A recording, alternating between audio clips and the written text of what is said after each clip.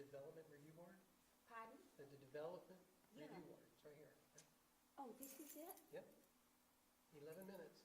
Oh, thank you. They'll all come I walking. thought it would say Dorset Street. Yeah. but Oh, It says Gregory Drive. once in a while, once or twice a year, Pardon? once or twice a year they have it out on Gregory Drive, not this week. Oh, not this week, it's here. Okay, thank you very much.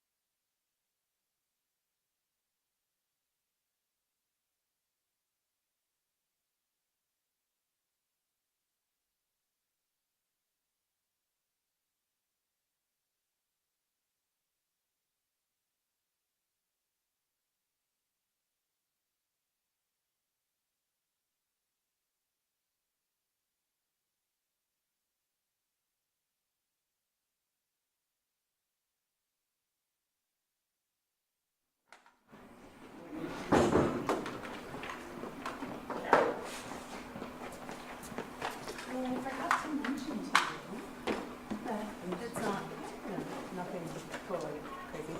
A member of the Bike Pike Committee is coming to speak about the mental field and the if not set up.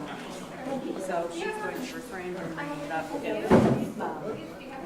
if that supports it, but if the project is put forward, then it's comments on behalf of the Yeah, committee. feel free to sit down and fill it out and turn it into the next meeting.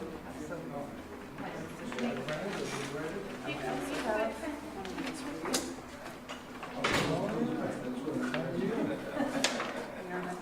Just feel free to, leave it on the chair after you're done, or you guys can send it. Nope, he's not. You can Bill's down. Unless you want to be Tom Hubbard.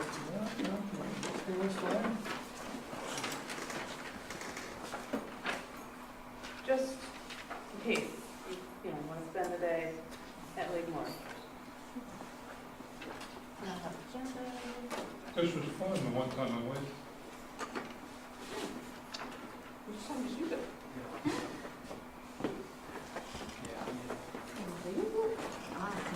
You're welcome. I apologize for being a little tardy. Somebody used to cover the whole thing that Ray used to do. If you did all the little things Ray used to do, you'd be exhausted. I wasn't clear that Sorry, that not the agenda. Huh? That's not what I meant. I Okay. said the wrong word. The was sign-in sheet. Is with that gentleman. great. Uh-huh. Like I said, Sorry. Can someone check a microphone for me? Oh, okay.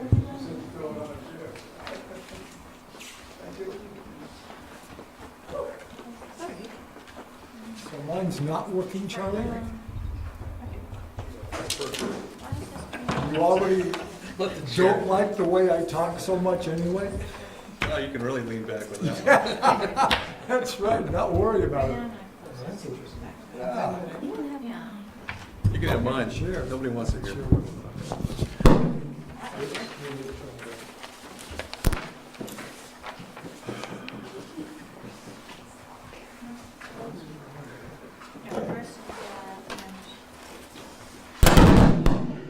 Found it.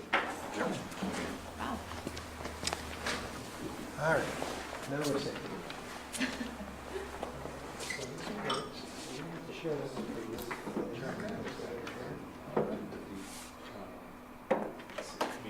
I have one long one.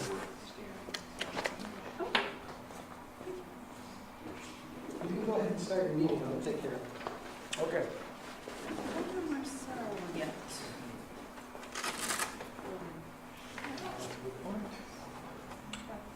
We can defer him. It's also very simple. Okay, welcome to the South Burlington Development Review Board for Tuesday, October 2nd, 2018. First item on the agenda, directions on emergency evacuation procedures from the conference room. If there is an emergency, we can either go out the doors that you came in or these two doors here, and we should meet in the south parking lot, which is right behind us here, in front of you, to make sure that everyone is safe. Additions, changes, or deletions in the order of agenda items. Looks like since Marcel Bowden is not here, we will move that to whenever he shows up. Comments and questions from the public not related to the agenda. Does anyone have a comment or question on items not related to the agenda? Hearing none. Announcements. Well, Delilah was here last week in the audience, but she's now joining us. Delilah is our new zoning administrative officer. Hello. Thanks very much for being here, Delilah. That's great. Any more announcements? Hearing none. Let's move on to item number 6, continued miscellaneous permit application, MS-18-04 of Alexandra Fogg for stormwater upgrades within the Velcro property. The upgrades consist of construction of a gravel wetland permit and treatment four bays on Nesty Drive. Who is here for the applicant? No. Okay. Yes, okay. Please, yeah, come on up.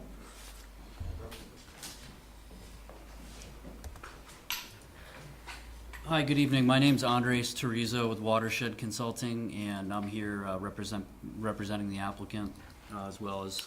My name is Jim Pease. I'm with the Vermont Department of Environmental Conservation. I'm working with the town of Shelburne on this project. Miscellaneous permit application, so if you please raise your right hand. Promise to tell the truth, the whole truth, and nothing but the truth on a penalty of perjury. I do. Okay.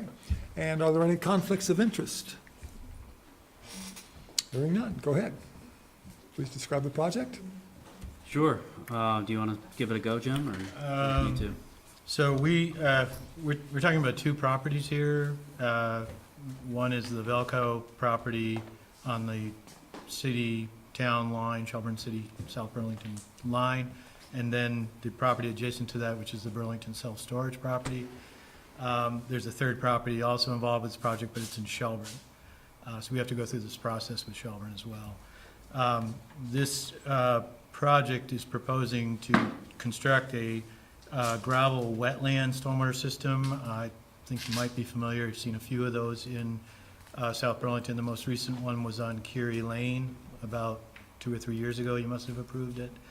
But it's a sort of underground gravel-based wetland structure that treats runoff and filters it through a anaerobic condition basin. It has a very high phosphorus removal rate and a sediment removal rate. We typically assume that if it's capturing sediment, it's capturing most but not all other pollutants that would typically be conveyed in stormwater runoff. It does hold it as well for a bit. This pond is designed to hold about 1 acre feet, I believe. Yeah, it's designed to manage Or 2.5 acre feet. It's designed to manage the 1 inch storm, which is 1 year storm, about 2 inches. 2.5 acre from both Shelburne and South Burlington. And just to give the board some history on it as well, the whole siting and designing of this system was based on years. We've been at doing this since 2012. My team, I was the lead designer from the start when we were hired by the DEC to look at this. So we started this process by an alternatives analysis to look at several different options. And we went into detail in terms of lining out several different options for treatment, looking at doing this system, plus doing work downstream on the other side of the railroad tracks, looking at potentially diverting this water out of the watershed to the north. We looked at those options in detail. We developed plans, we developed costs, and looked at all the permitting implications of that, the different options, and we arrived at this option being the best option in terms of water quality and also feasibility related to the permitting constraints. So that's where we arrived with this right now, and this is basically slated for construction in 2019. Right, this is being funded through a combination of grants, predominantly the Department of Transportation and the Agency of Natural Resources, and the projected construction date would be next summer, fall. And you've seen the staff comment on the proposal? We were just reviewing the staff comment, yes. Well, we're talking about two different properties, I believe, right? So right now, we're on MS 1804. So can you direct me to this specific comment here? It is. Page 3, comment 1, it's in red. Exactly. Thank you, John.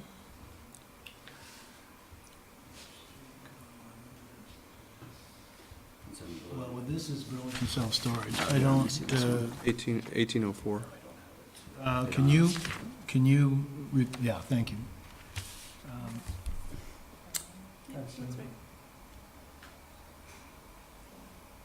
Yeah, so Sorry? I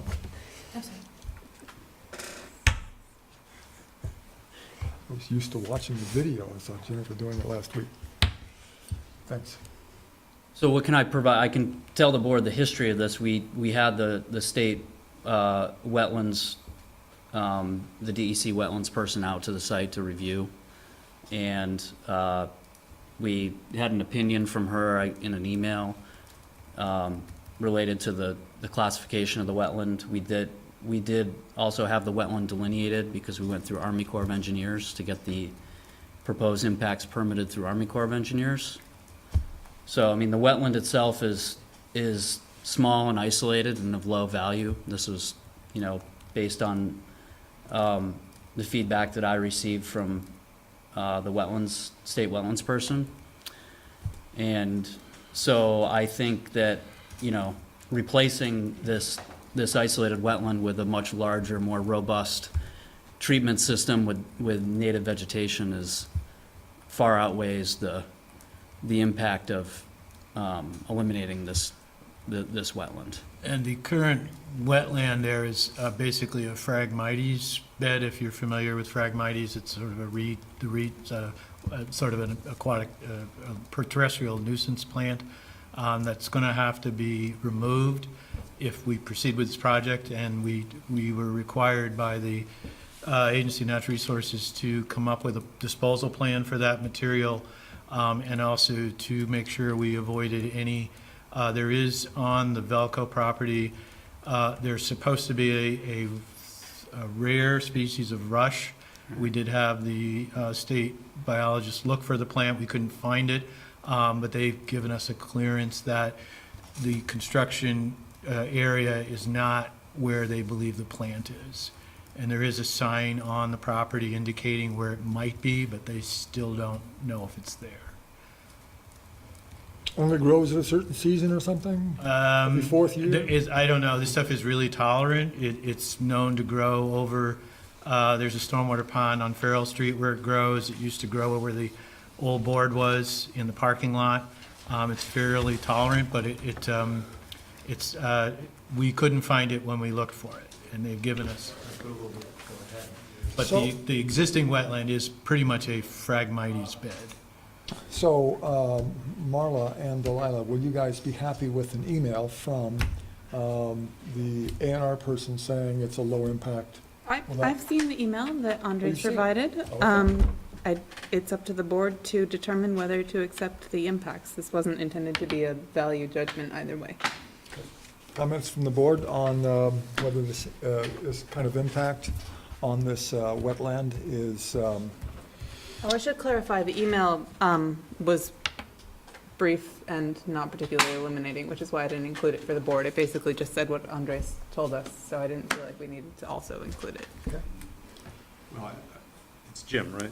Having Jim here from the State Watershed, I mean, these are the guys we normally count on Yeah, to tell us exactly. whether we're Exactly. going the right direction. So Right. I have no problem with accepting this as a recommendation. Same.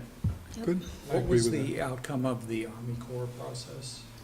So it was like their class 1 permit, which is basically the lowest risk permit. So we filed the application, then you don't hear from them. It's basically just a self-certification because the impacts were so small.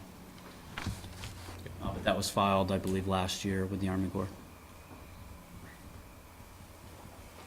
Okay, so, is that okay, Brian? Yes. Good. So there is a letter from Mr. Nesty, yes, Francis Nesty, who has several things to say. Have you read that letter? Yes. Okay, And she's here. yep. And Francis Nesty? Yes. Okay. But not yet. Not yet, right, exactly, thank you. So, would you like to respond to the points in the letter? Sure, I guess, I think one of the most important points to bring to the board's attention is that the project as is not bringing in any additional runoff to this area. There's already a lot of uncontrolled stormwater runoff flowing down this drainage way. Once it flows through where we're building the facility, it flows under the railroad, and it continues down a very eroded gully past Miss Nesty's home and into Shelburne Bay. And as a part of the initial feasibility, we actually looked at doing some work down in that lower gully next to her house. And it was determined that down there was concern of having it be more of a naturalized water course, and so it was not feasible to actually do work in that drainage way itself. We also looked extensively at bringing the water out of the watershed to the north, which would bring it into an impaired watershed, Bartlett Brook, and we did a detailed plan showing the engineering of what that would look like. And I talked with the person in the watershed division about the implications of doing that, and we have a memo from Emily Shelley, who's the technical person who deals with the impaired watersheds, advising us against doing that for a number of different reasons, mainly because the whole intention of what the city has to do under their stormwater permit is to reduce flows in Bartlett Brook. This would actually be increasing flows to a stormwater impaired watershed that already has way too much flow. So just right off the bat, it was not a good idea to divert the water out. So really, I think this is only a benefit to the gully and to Ms. Nessie's property, because we're basically just controlling all this existing water flow and slowly releasing it and treating it without bringing additional flow in. So it's the way I see it, it's just totally a mitigation measure. Yeah, there's no doubt that there would be a reduction in the frequency of runoff events going across Francis's property as well as into Shelburne Bay, and it will be cleaner water as well. But we can't eliminate the water from doing what it's currently doing. I don't think even, as Andre said, it's problematic to divert it to Bartlett Brook for, I'm sure you're familiar with the problems in Bartlett Brook, but it's equally problematic from the Army Corps of Engineers point of view, because even though when Francis moved there, I believe, or when they purchased the land, there wasn't a stream there. There is a stream of sorts there now, and they consider it a water of the state or a federal water. And so, which is why we had to get the Army Corps permit. We actually had to have Fish and Wildlife, Vermont Fish and Wildlife, take a look at the property or the stream and basically exercise their jurisdiction on the property west of the railroad. So the sort of the permitting is all kind of kicking in west of the railroad, east of the railroad. They're less concerned. So it would have been difficult to permit a relocation of that stream, because we would essentially drying up the stream. Even if it wasn't a stream 30 years ago, it is a stream today. We'll take comments from the public after we get done. So, are you saying, so Ms. Nestie's letter says that she will not accept the flow which this plan shows to discharge in the southeast section of her property, immediately west of the railroad track. And what you're saying is that the flow is already there, and that after this project is done, it will be cleaner and less frequent. That's correct. Okay. The culvert underneath Vermont Rail has been there for at least 100 years, I believe. Whether there was water flowing through it or not, there's always been a drainage way there, at least allowed by the railroad. But yes, that's exactly correct. I have a question. Are you going to change the volume of flow or the rate? The rate will be changed. This isn't an infiltration type feature, which actually would remove the water because the soils are heavy enough to where we're not going to be infiltrating to the native soil. I mean, there's going to be a lot of plants and the water's going to be sitting in that wetland, so some of it will be taken up by the plants and removed. So, I mean, to an extent, there'll be a small amount of volume reduction, but really this is about rate reduction, so making that water pass through a very small hole at the outlet. Specific reference to your neighbor, you're not going to increase either the rate of flow or the volume of flow onto her land. No, the rate will be significantly reduced. And the volume will not be increased? Will not be increased. Her letter, Mrs. Nestie's letter shows that, Ms. Nestie's letter shows that the plans show a discharge conduit to be enlarged from 24 to 36 inches? The pipes are undersized presently, and so, you know, as part of the engineering practice of designing this, we wanted to make sure that the pipes leading into the structure are properly sized to handle the storms. So yes, that's true, but pretty much everything is backed up behind one concrete control structure. So all that flow, even though we're upsizing those pipes, it's all being held back in that wetland and controlled through this one control structure. All right. So the increase in that specific conduit is not the deciding factor in the volume of... Correct. Okay. All right, other questions from the board, comments from the board, before we open up to the public? Hearing none. Ms. Nestie? Is this just in regard to this specific area? Or should I speak about the whole thing? It's the whole project, the whole project. You can talk about anything you want with regard to the project. So, Mr. Chairman, I'm Francis Nestie, and in regard to agenda number 6 and 7, There are three major problems with the proposed construction. I'm delighted the stormwater is being worked on, but these problems must be resolved prior to construction. One, I will not accept the discharge flow in the southeast section of my property, which is immediately west of the railroad path. There are doable, viable alternatives. Number two, it is illegal for impaired water to run into unimpaired water. There are numerous monitoring wells on the Belco property.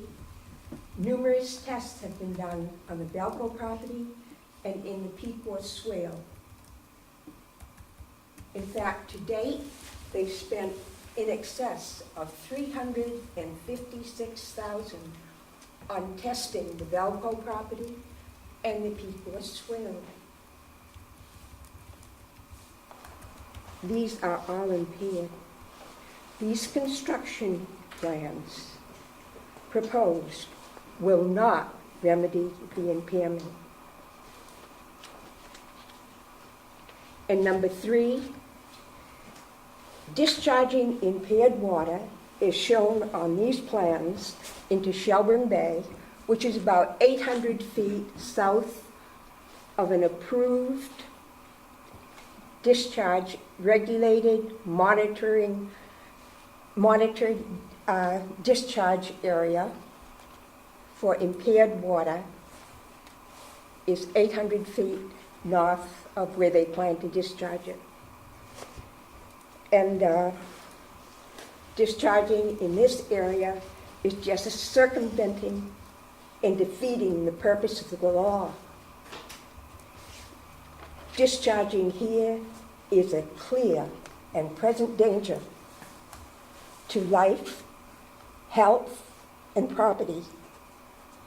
So it's mandatory that these three problems be solved before construction proceeds. Okay, so what do we have authority over? So we have to decide how much of what you're saying we have authority over. So it looks like number one, which has to do with direction of flow, we do have minimal authority over that. You know, I think there is. I'm sorry, you do have minimal what? Authority over whether the flow is directed onto your property. Mostly it's a state stormwater issue, but there are impacts on neighbors that we get to consider. So we do have some authority over that. The second, illegal for impaired water to join unimpaired water, we don't know from impaired. So, I mean, we don't have jurisdiction over that, right? Correct. Okay. Number three, discharging impaired water into Shelburne Bay is circumventing the law. So once again, I don't think we have, that's a state function, and there must be, there must be state, agencies that you could make those 2 points to that would be better forums to hear those things than us. But the first thing we can address, which is the flow, and it sounds to me as though the flow is already going from this area onto your property, and that the construction plan is going to reduce it and make it cleaner. If I may add. Sure, please, yeah. No, it didn't always be discharged there. No, I don't mean always, but now. Area has been added to it. The Bartlett Bay Shedwater area has been added to it. The Allen Road Shedwater has been added to it. Way down to Penny Lane has been added to it. All along Shelburne Road has been added to it. So it's not just simple stormwater. It's the different communities and all the multiple businesses there trying to discharge their water. Of course, everybody objects to having water discharged on their land, and it is not politically expedient to go against all these businesses, etc. So the line of least resistance is followed, and I will not let it be discharged on my property. So the way I understand it, and you may be right, that over the decades, there has been development that increased the flow through this particular area onto your property. The fact is that now, today, all that stuff is going through your property, and that this project is going to reduce it and clean it up. If I interpret the plans correctly, there are more discharge conduits. True, one has been enlarged from 24 to 36, but there, on the plans, there are additional conduits being directed to this discharge site. That's unacceptable. Looks like you'd like to respond? No, there's certainly other pipes, but just to be clear, there's still one ultimate discharge point, which is the railroad culvert, and all the flow is being held back, restricted by that one final outlet structure that we have from the gravel wetland. So yes, there's definitely more pipes, because we're making sure that that water makes its way into the wetland where it's supposed to be. That's why there's more pipes, but there's still ultimately one discharge, and there's no more, we're not picking up any more land and bringing it down. It's all the existing land which is flowing through that culvert. It's still going to be. So the culvert is not being increased? The culvert under the railroad is not being touched. Okay. Not the railroad culvert, but there are additional culverts on the Valco property that you are placing that Correct. will direct more water. But the overall But the result, Francis, culvert- would be lower frequency, a lower rate of flow across your property. Then you're currently... I looked up gravel wetlands, and I spoke with James Donaldson at Vermont State, and I understand these gravel wetlands and forebays, which are all with clay underneath the base, because that's essentially blue clay in that area where the marsh is, will have little or negligible impact on contamination, and it's debatable whether flow of water will be cut down according to the studies they've done with wetland gravel and with these three little forebays that are pictured on the construction plan. Okay, that's an engineering debate that Pardon? that's an engineering debate that's way above my pay grade, so... It's just what I read. Yep, Okay. yep. Thank you very Thank much. you. And gentleman in the back had comments? Yeah, Please identify yourself. William Murray, Pine Haven Shore Lane. I just wanted to correct that there has always been water in that ravine. I've lived there since along either side of the railroad tracks, because there was always water there too. Just wanted to correct. Okay. Thank you very much. And I would add that, we have tried to work with Francis for a long time, and we have been working on the drainage through DEC, and we have gone back and, tried to, where we could, address the runoff from other sources. So the Pepsi facility, as some of you may remember, we didn't do such a great job enforcing our stormwater permits for a long time, and some of those facilities kind of went by the wayside, even though they were built in the 80s, by 10 years. So we went back to Pepsi, they've all been recorrected, and then in Shelburne, Locust Hill has been recorrected. There's a pretty substantial ditch behind the Jolly gas station that belongs to Pepsi. We've tried to decrease the erosion there. As you know, with Shelburne Road, when it was widened, the collection system was upgraded and the stone riprap was put in. We are working with the Burlington self-storage property to clean up that swale. So we have kind of tried to go back and then your municipality, and I believe as well as Shelburne, has required some additional controls in some of the other properties. So we have been trying to get back at some of these sources that were maybe, unfortunately misaligned and directed to that culvert, so that all of them, or not all of them, but a lot of them have reduced their impacts, not to say that they've been eliminated. Great. Thank you very much. Comments, other comments from the public on this item? Other comments from the board? Questions from the board, staff? Hearing none, I'll entertain a motion to close. Thank you very much again. Move that we close continued miscellaneous permit application MS 1804 of Alexander Fogg. Second? So moved and seconded, we close this application. All in favor, say aye. Aye. Opposed? Thank you very much. And next is continued site plan application, SP 18-43 of Chamberlain Construction to amend a previously approved plan for a temperature-controlled self-storage and 35,850 square feet of self-storage in 8 buildings. The amendment consists of constructing conveyance swell and pre-treatment forebay. The pre-treatment forebay discharges to a gravel wetland proposed to be located at the adjacent parcel at 123 Nesty Drive. Who is here with the applicant? Hello again. Hi again. And so this is continued. It's continued because no one came to represent the applicant when we were at the police station. Okay, all right.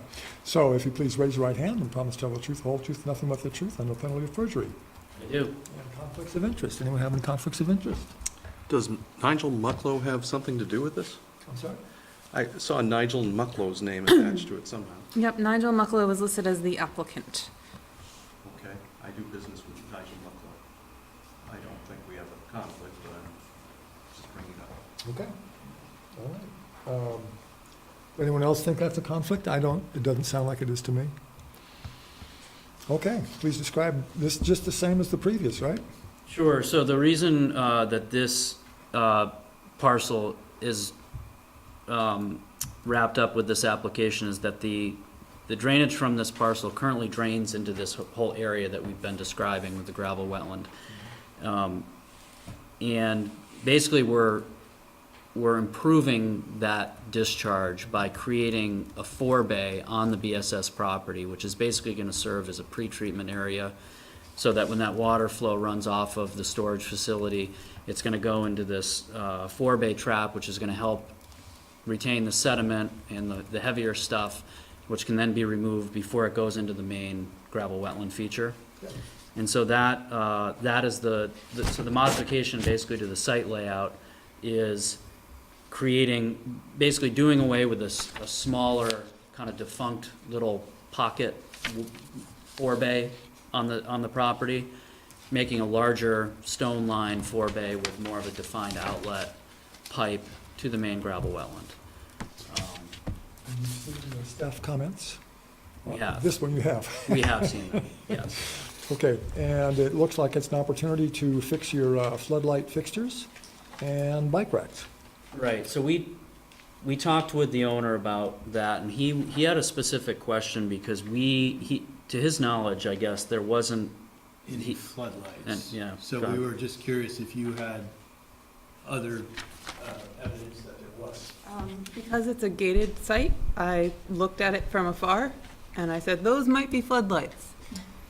That's about the extent of it. He thought most of them were LEDs, but we can validate. LED or not, they still have to be downcast and shielded. It's about how the fixture operates, not about what kind of light bulb it Where it uses. casts shadows, Right. where it casts its light, and where it doesn't. So I think he's happy to work to do what's necessary. He didn't think that was gonna be an issue. Right. Would he prefer to replace them or remove them, just so we can write the condition correctly? I'm guessing because security is an issue there, that he probably would replace them. Okay, that's fine. It's just a technicality that we want to get sorted out so that when we do the CO inspection, we can actually inspect it to match what it says in the decision. And bike racks?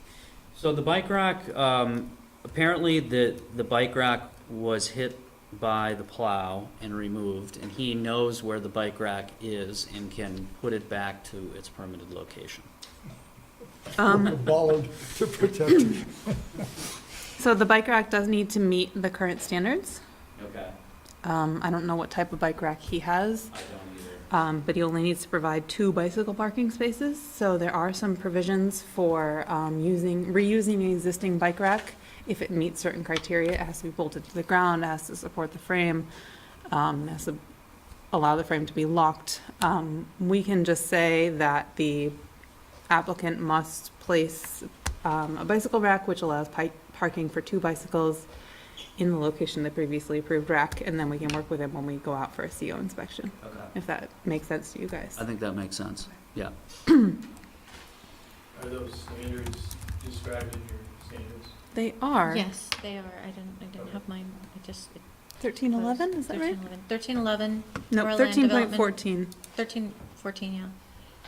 Yep. And in our appendix, there's a graphic that shows approved versus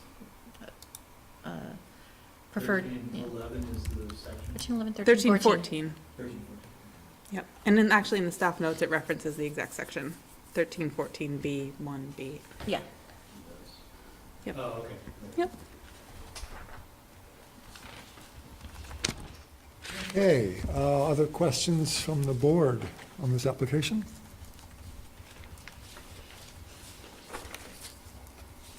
Okay, hearing none. Public, yes, please.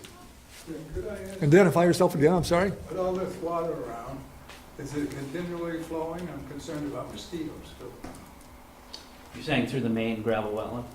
Yeah, well, all your Through the structure. catch basins and all that. So there's groundwater, and there would be water flowing through it, but there wouldn't necessarily be in the main wetland itself. It would just be a planted There's surface, a continual flow, so we're not getting mosquitoes. stagnant water. Yeah.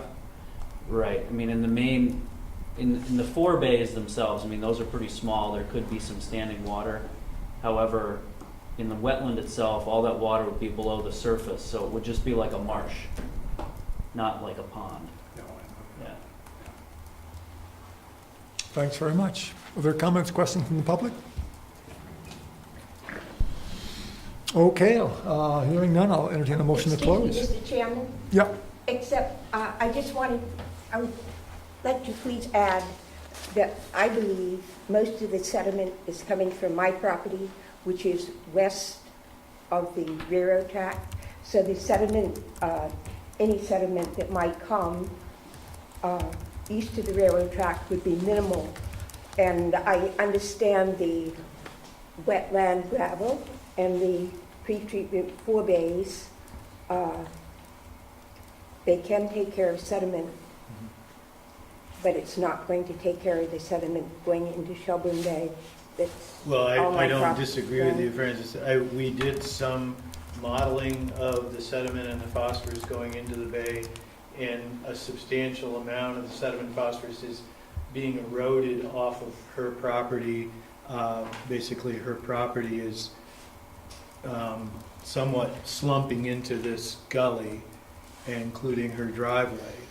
And we had proposed to you that we would stabilize that to the degree that we were allowed to stabilize it. If I sign over my land, No, you didn't need to sign over your land. You needed to sign a permit application to the Army Corps of Engineers, which we are obligated to do. And we were going to pay for that, that stabilization within the limits that we were allowed to do by the Army Corps and the Fish and Wildlife Department. and also I noticed on the construction plans, the 4 bays and the wetland gravel is not going to take care of all the debris and Shelburne up by No, it will Penny take, Lane and the senior well, Center the Living. Shelburne Bay Retirement Home has its own stormwater pond that discharges along the railroad tracks and underneath Bartlett Bay Road, Pine Haven Shores Road. But this plan will treat the runoff from Blue Links, which is That's Georgia right. Pacific. It won't take as- care of the construction debris that comes down from Georgia Pacific.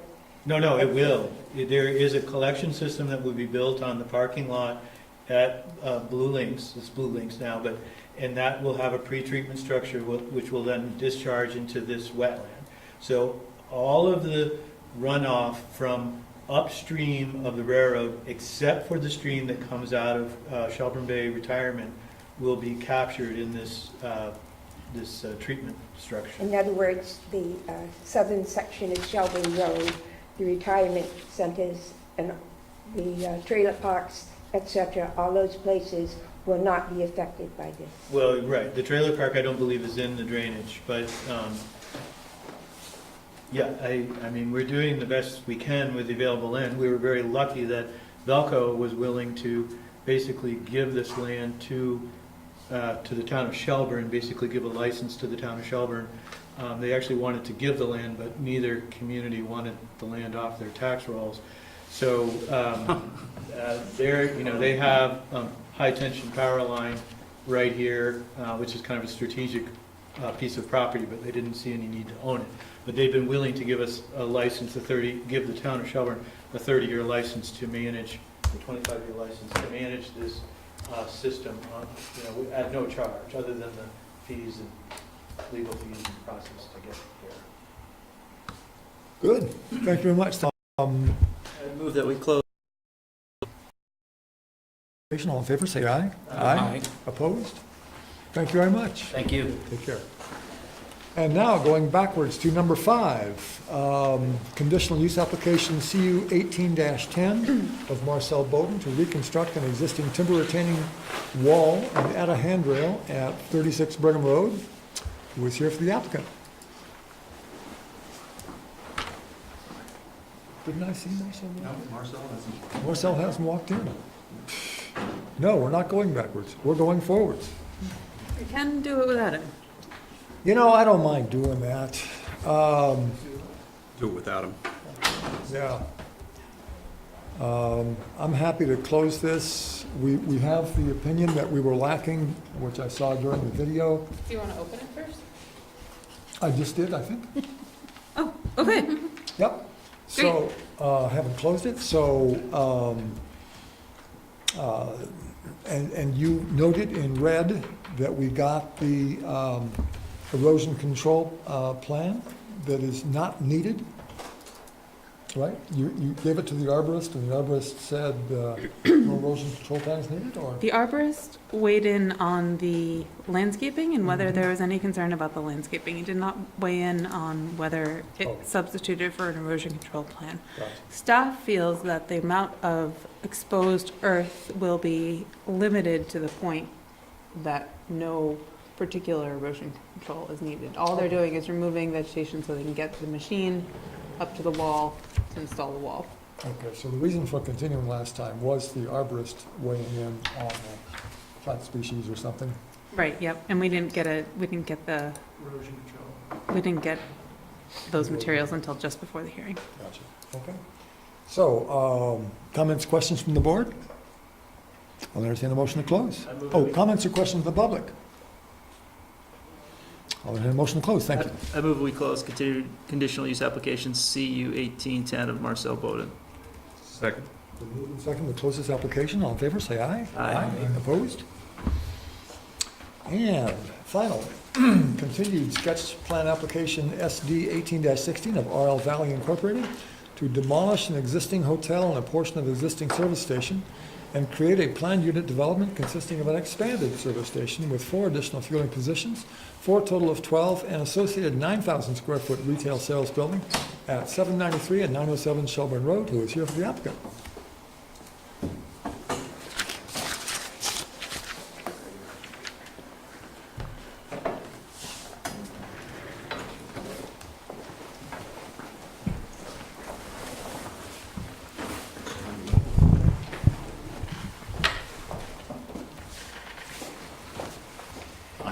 Hello again. So I think we came to listen. Introduce yourselves, please. Sorry. Oh, yeah. I know we know who you are, Yeah, but right. Go ahead. I'm Johnny Anderson. I represent Arrow Valley. I'm Chris Gallipo, civil engineering, and we're the civil engineer on the project. And I am Otto Hansen with RL Valley. Before we begin, I'd like to disclose that when I'm not volunteering for South Burlington, in my professional life, I run a trade association of fuel dealers. I know Otto and Aro Valley well. I don't believe that requires me to recuse myself, but I would if at the request of the applicant or of the board members. And we should note also that Brian Sullivan has recused himself. He just left. Exactly. Okay. So we have, I thought the purpose of tonight's meeting was to hear any reaction there may be to the positions that we've taken. I couldn't quite tell from the information that we got whether you got a reaction and were not, and considered it privileged, or whether you didn't get the reaction. We did, excuse me. We did get reactions, and our response to the several reactions we got, my response anyway, as chair of the board, and we have briefly discussed it, is that we just don't think it's a good project because, and Frank and John have the exact wording. I'm not going to try to get it because their wording is much better than mine. Well, it's a conforming use problem. Exactly. You have Thank you. non-conforming use issues, and we don't see a way, I don't see a way, I don't think the board as a whole believes there's a good way to get around these non-conforming use problems and are not swayed by your arguments to date. Okay. I feel something of a moral duty to go a little further because I made a commitment to you to read your letter and consider your cases, which I did. I have specific reasons that I don't think the project is viable. I have a memo, there are specific reasons that I don't think the project is viable. And I'm willing to share them with you if you want it. No, I'll take all the information I can get. I focused, after considering everything, including I read your Vermont cases. I got far enough along, so I didn't think that the out-of-state cases were relevant. I didn't read them. I read the memo itself very carefully, and I read all the Vermont cases. And both you and the cases you cite, for the most part, focus on the meaning of expansion of non-conforming use. With respect, and particularly with respect to all the work you did, I came to the conclusion that wasn't the issue. The issue is the enlargement of a structure housing a non-conforming use, which is a distinct separate subsection of the regulation, and I don't think that's overcomable. I think the structures involved are the fuel islands. I think you're enlarging them, and I think that's impermissible. Categorically, there's no percentage limitation or anything like that. I have two other problems with the project. That's the central one. I don't think it qualifies for PUD review at all, although the board never got that far. I think the board is obliged, if it were interested in going forward in making the determination whether it qualifies for PUD review, I think it's mandatory that we make that determination. And why don't you take these seriously, because if you're going to pursue this any further, and there's a rebuttal, that's fine. I don't expect you to rebut it today. I apologize for the typos. They don't change the meaning. And finally, your proposal for overcoming your lot coverage just strikes me as a non-starter. Put a flower pot on the concrete, I don't care how big the flower pot is. It's still concrete. But I thought I owed you the work, and there's the work. There's my work product. Okay, and it doesn't. I want to emphasize something. It doesn't speak for the board. It speaks only for me. The board also has confidential information from another source, privileged information that is not sharing with you. But I'm not under that constraint. They don't necessarily take my advice. Usually they don't. And I don't know whether they have in this case or not. Well, I understand that, let me try to, if I can, try to take, I have many questions, and I'd love to take them up. I understand that you may have gotten an opinion from the city attorney. Are you willing to share, is the board willing to share that? I understand that probably needs a vote of the board to share that. I'm wondering if the board would be willing to share that. Go ahead, John. Typically, the advice of the city attorney is not to share. That is privileged information, and we do not typically share those things. Okay, so then, and let me see if I understand. You're saying that the ordinance, as I understand it, the ordinance says that we can reconstruct a structure up to 100% of the structure. Are you saying that you took that into account? You think that doesn't allow us to? I don't think that has anything to do with what I'm talking about. Okay. The service station is the islands, as far as I'm concerned. Okay. The gas dispensing islands with the pumps, they are the service station. Okay. You're enlarging those. That's not permitted. And the specific citation is 311B2 of the regulation. Take a look at it, because that's the heart of that objection. That's independent of the other two maybe objections. I mean, maybe I could be convinced that you're within a PUD authorization, that you qualify for PUD review. I don't see it myself, but I haven't heard that argued. And finally, your lot coverage issue, I don't think you could ever convince me unless you've stuck a Supreme Court opinion in my face that said so. So, I don't want to, the worst thing I think we can do, we talked about this, is to argue something that we haven't studied. Exactly, well, And so. I wasn't suggesting you should, I just didn't want to conceal from I you. just am trying to understand, is the PUD discussion in here? Yeah, very briefly, yeah. There's three items in there. The one around which people have hovered, for the most part, is a non-conforming use, and that's why I highlighted that. And I have a different take on it than I had heard up until the point at which I sat down to study this more closely. So okay. I have to present options to the client based on what you're saying. If we weren't adding pumps, then it would be okay. No. I mean, If you weren't adding pumps, if you were adding nothing to the islands or increasing the number of pumps, then I wouldn't have that objection. That objection, okay. Great. I didn't mean to, I tried to express it in a short way. You expressed it much more accurately. So, okay. So anything else?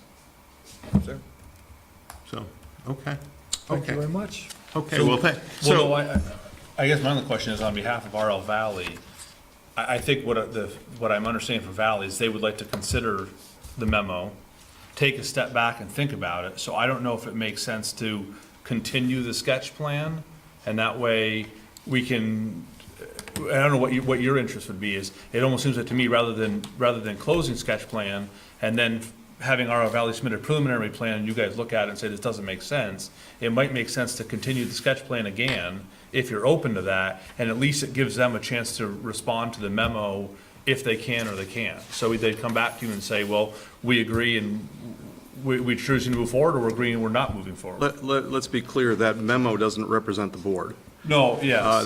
That's a memo that Frank has put together. We've reviewed, I mean, I think all of us have read it.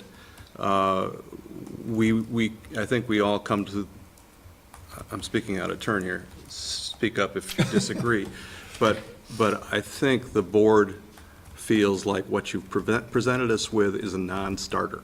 I mean, the non-conforming problems here are significant enough that there's no point in going further unless you're planning to change the plan. If you're going to come back to us again and you think that there's a likelihood that you'll change the plan so that the non-conforming problems disappear, like you build something conforming, or you don't expand upon structures that are non-conforming, then I think we're all happy to see it. Yes. But if all you want to do is come back and argue some more about what we've already been arguing, we're there. Or I'm there, at least, clearly in my head that it's not working. You're at a non-starting point. Can I just say that what I'm trying to get as much information as I can, and I believe that the attorney-client privilege is yours to waive. It's not. True. It's not the attorney's to claim or waive. True. If I had that information, though, I might be able to do a better job of advising my client how to give you guys a conforming project. If without that information, I'm sort of playing 20, I don't mean to be flip, but I'm sort of playing 20 questions. Well, you're really not. I mean, you have the LDRs, and you can read the LDRs and see. I mean, we've been dancing around this from day one, right, John? I mean, the non-conforming issues of these two sites have been significant from day one, and you've tried to find some, I don't know, a creative way to get around them. I think as a group, we don't see that working to date. And do you not see it working because of what Frank says in his memo? Or in addition, do you not see it working because you've received legal advice that my arguments don't work? All of the advice we have received leads to the same conclusion: we have non-conforming issues and problems. We have not, as a group, spoken about the PUD, so what you're seeing from Frank there is, again, Frank's opinion. And we haven't discussed it here as a group or in private. And coverage is an issue generally. We all understand that one, but that may be solvable in another way. So, but I think, again, I'm speaking for myself. Disagree if you disagree, but I think the real non-starter here is the non-conforming problems that you're facing, and we've seen two directions on why that's the case. Frank's being one of them, but I think we all agreed. I agreed that I've agreed for every time you've come that we're just trying to find creative ways around it, and it's just not working for me. It doesn't seem to be working for the board. So, sketch plan is for you to hear our issues, hear our concepts. What you've come to us with so far is not likely to get off the ground. Okay. And that's what we're telling you. So I think if you want to come back, if you want to continue and come back with a revised plan so that your sketch stays open. Look, I'm speaking without authority from Morrow Valley, but from what I'm hearing, I'm aware of now aware of 4 or 5 problems. 3 are in Frank's memo. There is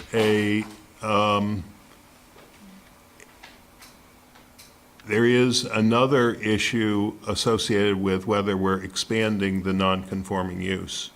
And there's another issue as to whether our office use works. That's true. So what I think I have heard you say is that you think we're expanding the non-conforming use because we're adding pumps. I think you are expanding the non-conforming structures. Okay, because we're... I think the non-conforming use in the structures that are the pumps are being expanded. The pump stations, the structures themselves, which are non-conforming today, would be expanded to add 4 additional stations. I need to correct something because, I'm sorry, John, I don't. No, you go ahead. Yeah. He's much more practiced at this. What was confusing about this, again, I'm speaking for me, I gotta be careful about that, all right, is the constant reference to expanding a non-conforming use. I look back at this because that 11.3B2 is written kind of funny. The syntax of the sentence is peculiar. You could kind of do a double take, but on reflection, it's clear what it means. And in particular, it becomes clearer if you look at the statute, the authorizing statute for that at the time it was originally invented. Now, that statute was cited in Pearl Street Mobile. It's former 24 VSA 4408. And that statute says what you can do about nonconformities. You can say you can regulate to forbid the expansion or enlargement of a nonconforming use. That's what the heck, you know? I mean, Well, reproduce, but separately from that, it says you can prohibit the enlargement of a structure containing a non-conforming use, and it's categorical. Not 1 inch, not 25%, not 2%, not 62%. As I read the ordinance specific to South Burlington, which none of your cases touch, you know, that's what we have here. We have structures that contain a non-conforming use that is quite distinct from the other uses on the lot, and you want to expand those structures. And that all by itself would violate 311B2, independent of 311B6, which forbids the expansion or enlargement of a non-conforming use. So there's nothing non-conforming about these structures that I know. That's where we've been stumbling to some extent. As far as I know, the islands as structures are not non-conforming structures. They are structures containing a non-conforming use. They're also a non-conforming structure because of setback issues. Okay, well, that could be, but that's not what I was focused on, right? So there's just one other issue that I'm trying to understand, and that is, we have argued that accepting payment on what's now the hotel lot is an office use. That's not in your memo. How do you feel about that issue? I was fine with that. It didn't, in fact, as far as I'm concerned, from where I was coming from, it cuts against your case. You are very clear that you're saying, hey, what's going on in the office? It's not a service station, it's an office, right? And I think that's consistent with the definition of service station, by the way. And I disagree completely. So you're hearing that you would have one person saying the office concept is fine, and the guy who says the convenience store is collecting money for the service station says no.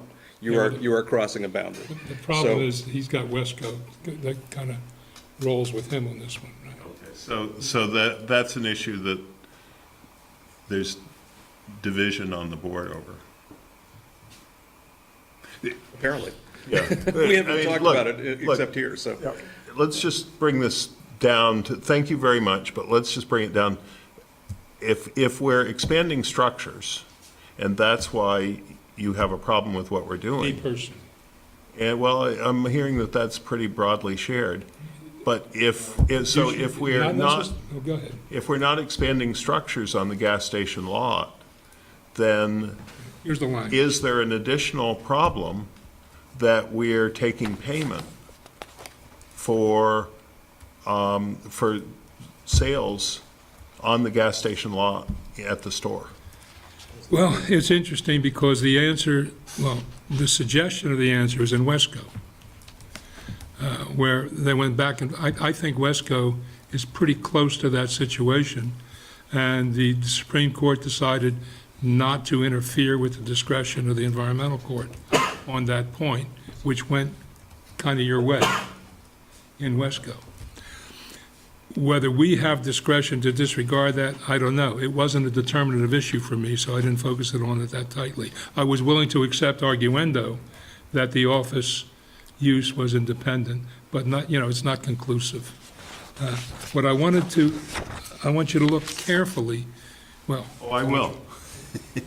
At the language of B2, and see if you can possibly come to any rational interpretation other than what I've told you. I couldn't.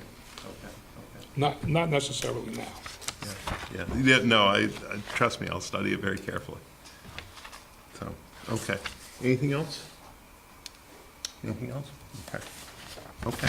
Well, so now, do you want to adjourn so we can come back to? You mean continue? Do you want to continue? To so you can continue, come yeah, back? yeah.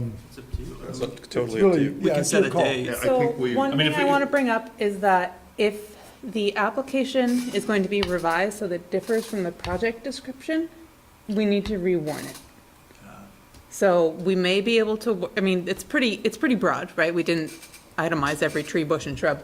But if the application differs, it's not a continued hearing, it's a new hearing. So for example, if you don't, so the description has with 4 additional fueling positions. So if you come back and say without 4 additional fueling positions, that would have to be rewarned, right? We've never interpreted it that if the project is reduced in scope, it has to be rewarned. So if it were without 4 additional fueling positions, that would probably be okay.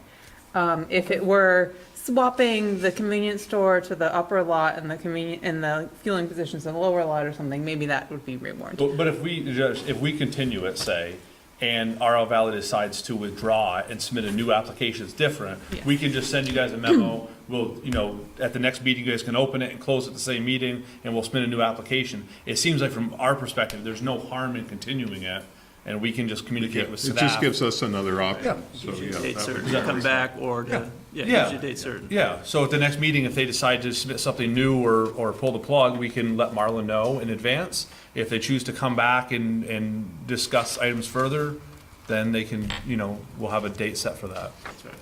That make sense? So, I don't think I did. how, is the 16th possible? I mean, do we want it that soon? Can you do anything by that soon? You'd have to have stuff done by this Friday. That would be tough Yeah. for my, Next one So, would be the 6th of November November. 6th? That would be Would be great. the next. is that okay? From a schedule standpoint? Yeah, sure. It's getting a little dicey already, Election but day. that's okay. Oh, is it I won't be here. I'm not here. Does that cause us any problems? Is anyone else? Mark long as could, Mark Mark can would be be. back. Mark might be back. Well, 1, 2, And 3, Mark- 4. There's quorum without Mark. Quorum without Mark. Anybody else have a conflict for November 6th? I'm good. It is election. Yeah, it's Can election also day. be your And? birthday gift. Like the other. but the 6th is. 2 weeks later. Well, yeah, no, the 6th is fine. I just am going to be traveling till Friday. Okay, so continue to November 6th, or do you want to go to later, to the 20th? 6th to the 20th. Sounds like Thanksgiving week. Yeah, the 6th is great. 6th, okay. I move that we continue sketch plan application SD 1816 of RL Valley Incorporated November 6th. Second. Been moved and seconded, continue this to November 6th. All in favor, say aye. Aye. Opposed? Thank you very much. Thank you very See you much. again soon. Take care. Last item on the agenda, minutes for September 18th. Everyone's had a chance to look through. And on page 3, Sue, I had a question. There was, in the 4th line down, there is Mr. Marshall showed a landscape plan and indicated vegetation to the retained. Should be retaining wall. Oh, To be retained? to be retained? Or something? Or to the retaining wall or something? Page 3? Page 3, very, 4th line down. Oh, yeah, to be retained. To be retained? Yes. Yeah, because he was showing the plan that And it showed the court-ordered vegetation. And he goes on to say he also showed the rock retaining wall, so that's. And those are the minutes for August 21st. So I'm looking at the Oh. minutes for September 18th. I only saw the minutes from the 18th. Right.